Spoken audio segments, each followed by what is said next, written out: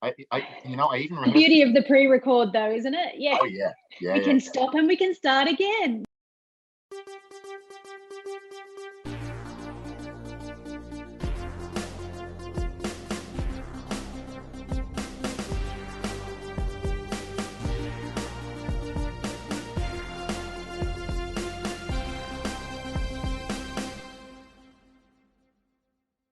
Welcome to Television as Furniture. Today we are very fortunate to have with us Kerri Glasscock, Festival Director of the Sydney Fringe.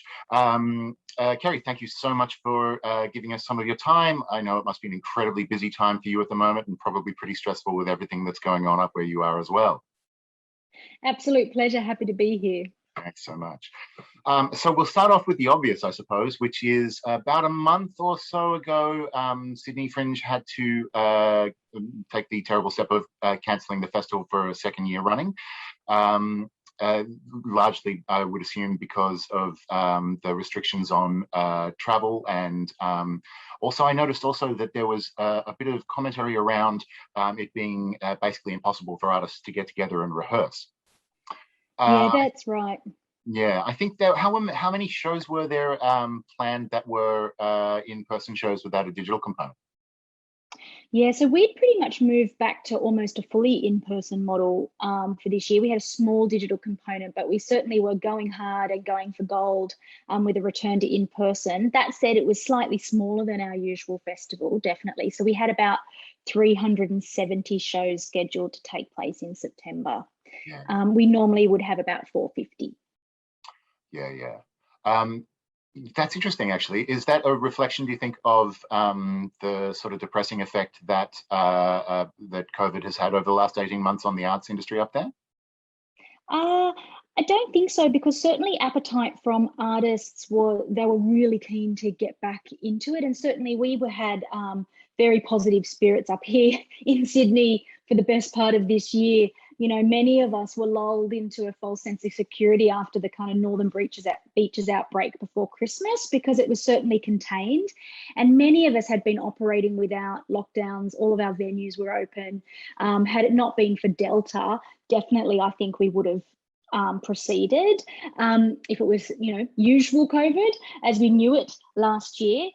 What the reduction in shows was about was we took a more risk-adverse approach this year and decided to consolidate our activity to the inner city area without extending beyond too much. And the reason we did that was to ensure that we had more control over spaces, that we could underwrite the costs so that artists and venues weren't having to put up money and have great financial risk. So we had to reduce our scale a little bit this year, but it was a conscious decision. But definitely there was huge optimism in the sector and everyone was ready to return back to a full festival mode. It was just unfortunate timing. Yeah, that's great to hear, though, that it's that there's still positivity out there. I know there's definitely a great hunger in the community to get back on stage and get performing. Given you mentioned underwriting some of the venues and things for the artists, that leads me into nicely into the project that you have going at the moment, the fundraising project, which is We'll Fringe again. You're encouraging people to still buy tickets to shows that would have gone ahead, I think. Essentially. So we had 1,500 artists were impacted by the cancellation of our festival, and 2,500 on average work with us each year. And Sydney Fringe really is the only opportunity a good 80 to 90% of the artists that perform have to perform each year in Sydney. And that's due to a number of reasons. It's due to a venue shortage. It's due to many of the venues, or in fact, all of the venues in Sydney operate on curated programs only. So there's no open access space for artists to just put on work, except at Fringe time. And a good 80% of our artists that participate identify as emerging or early career. So it's very difficult for them to get opportunities at any other time of the year. So missing out on Fringe 2 years in a row is really quite, it's got a lot of consequences financially and for career progression for our local Sydney-based artists. So we're running a campaign called We'll Fringe again, and we're trying to raise as much money as we possibly can to commission new work for next year's festival. So it'll go back into the pockets of artists. So essentially we're saying, if you would have spent $20 on a ticket, donate it to Fringe, pay now, play later with us next year, and we'll try and generate as much work being made over the next 6 to 12 months as we can as we gear up to next year's festival. Yeah, I see.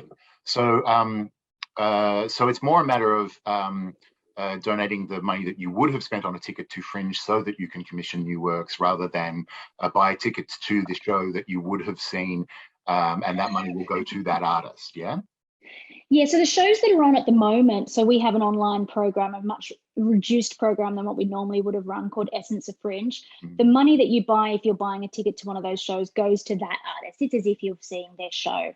But the We'll Fringe Again campaign that we have running simultaneously, essentially we're asking people to donate to our organisation, and we're going to use that fund to commission work for next year's festival. Yeah. Do you mind if I ask what the commissioning process is? Not for myself necessarily.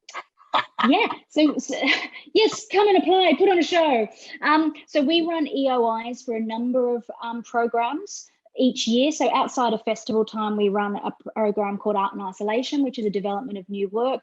We run Made in Sydney, which is for Sydney local artists, and a number of other programs. So early in the year, we open up expressions of interest, and then we have a panel that has a look, and we select works to commission for the festival. Yeah, but the more money we raise, the more artists we can support and the more projects we can help develop.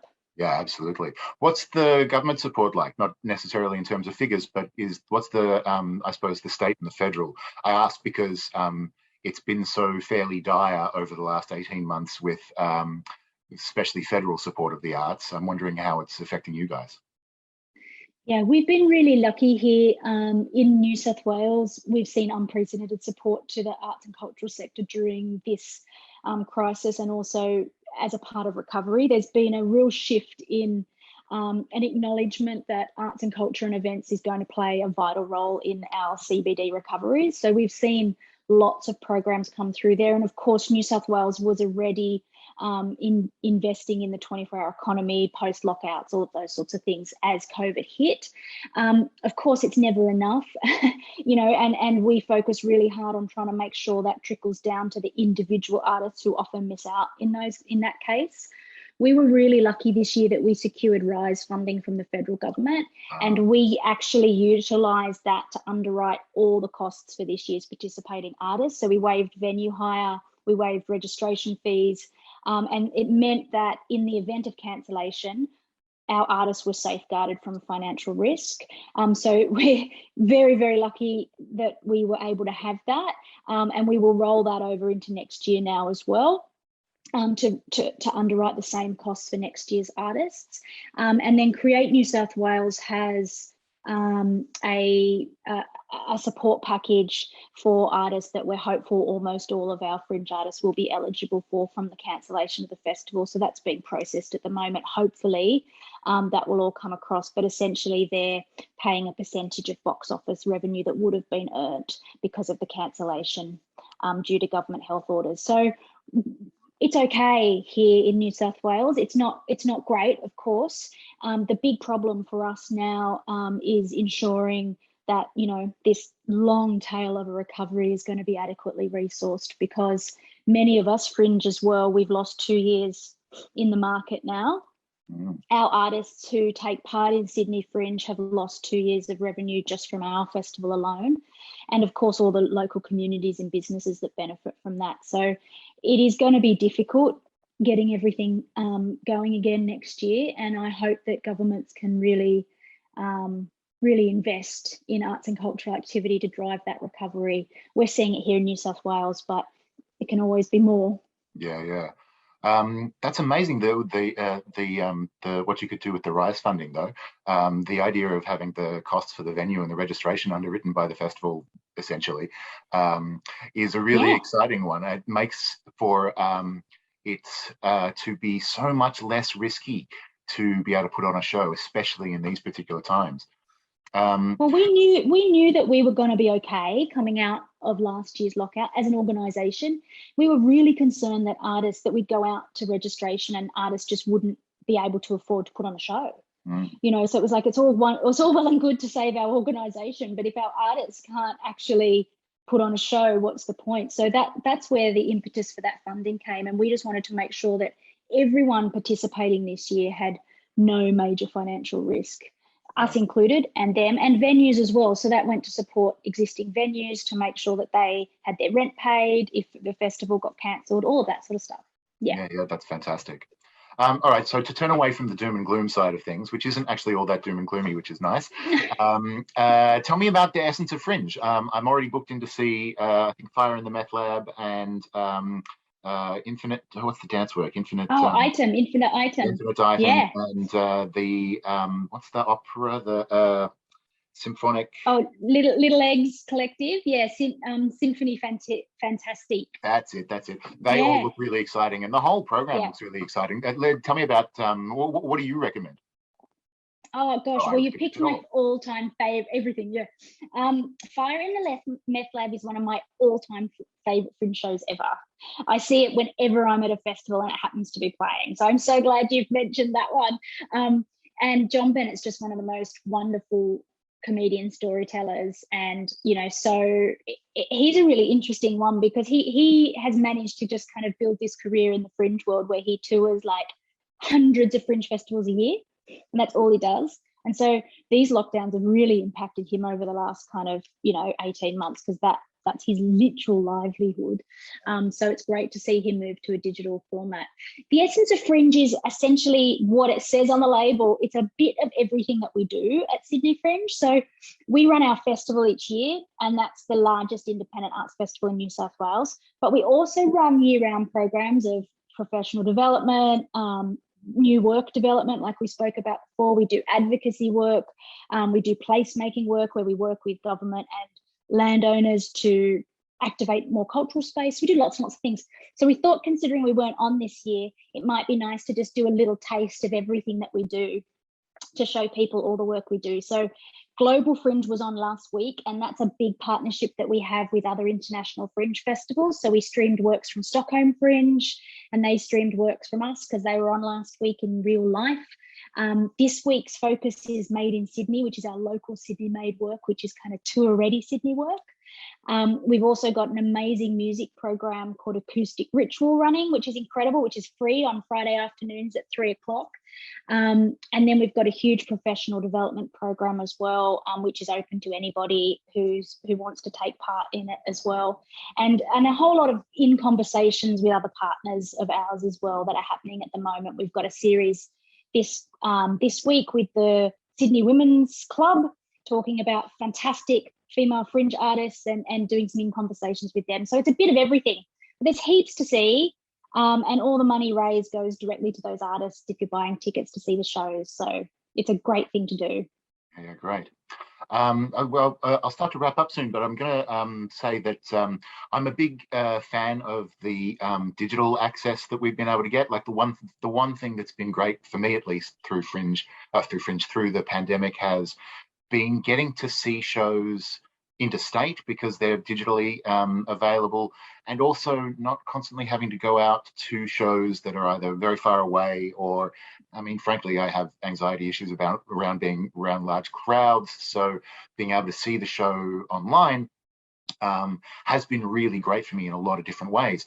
So I'm hoping that there'll be a digital aspect to performance moving forward, as well as the live aspect. I mean, for a whole range of reasons, for access for people like me, but also people who live too far away, or the interstate thing as well, being able to build those kind of audiences. Is that a thing Sydney Fringe is, maybe, given that you've got Essence of Fringe going, maybe going to look at for future Fringes? Yeah, absolutely. So last year when the pandemic hit, we launched a program called Global Fringe, which was in partnership with Stockholm, Brighton, New Zealand, Hollywood and San Diego. And interestingly enough, this was a project that we'd been talking about for about 3 years. And it came about this idea of how do you create a digital touring network to build audiences, reduce risk for artists, and importantly, reduce carbon footprint of touring, and what our responsibilities as festivals were. And so, pardon me, when the world went into lockdown, we thought, oh, yeah, this is the time to do it. And some of the most amazing unexpected benefits have come from that. And one of the things I'm most interested in around this idea of a digital touring program or watching works online is you're absolutely right. The access piece is incredible. I mean, for people, regional areas, people everywhere, people with any types of access needs, it's totally opened the world up to a whole nother audience as well. So that's great. But this idea of sharing audiences, like it had never occurred to me, like there's all these festivals around the world who have their own audience that they only speak to for a month of the year, who are all passionate arts goers. Like how amazing if we just all share our audiences with each other's work in no competition or conflict at all. Like, when we ran Global Fringe last year, we had something like 48 countries tune in to Sydney work from all around the place, like the weirdest, smallest, craziest towns, around the world that you would never have ordinarily been able to get your work to. And the other really interesting thing is we connected with a lot of producers from overseas who had always said, I've always wanted to come to Australia. We can't afford to do it. We can't take the risk to get there. And this idea of, well, do you digitally tour your work for a couple of years, build a local audience, then come and reduce the risk? So there's all these really interesting things about the digital component. And then, of course, there's the fantastic artists. We had an American artist, Brian Feldman, last week was performing live as a part of Global Fringe, and he does these really interesting works across Facebook and Zoom where he's actually embracing the digital technology, not just recording an archive version of his show, So there's these fantastic artists who are actually going, you know what, this is a really fun medium to play in. And they're creating work specifically to be experienced on those platforms. And I think once that starts to happen, then, the sky's the limit. And we're going to see these digital channels and streams of festivals just become as much as an important part of a program as in person, I think. So I think you're absolutely right. And I think you can be pleased to know that it'll be here to stay in all the formats, because it's really exciting. And it's such a great way to connect and to reach other audiences, and it addresses environmental issues as well at the same time. So it's definitely the way forward. We'll never be a fully digital festival, but I think it's now an important part of what we do. Yeah, that's really exciting to hear. Sydney Fringe, Essence of Fringe is on at the moment. I encourage all of you to go and see, log on and see as much of it as you can. It all does look really exciting. Likewise, for those of you who are watching in Sydney, there's a bunch of stuff down here in Melbourne that will be starting up as part of the Melbourne Fringe digital program. As Kerri mentioned, sharing our audiences is a really good idea, particularly at the moment. So I encourage everybody to log on and see as many shows as you possibly can. Kerri Glasscock, thank you so much for your time. It's been a delight. Absolute pleasure. Thanks for having me.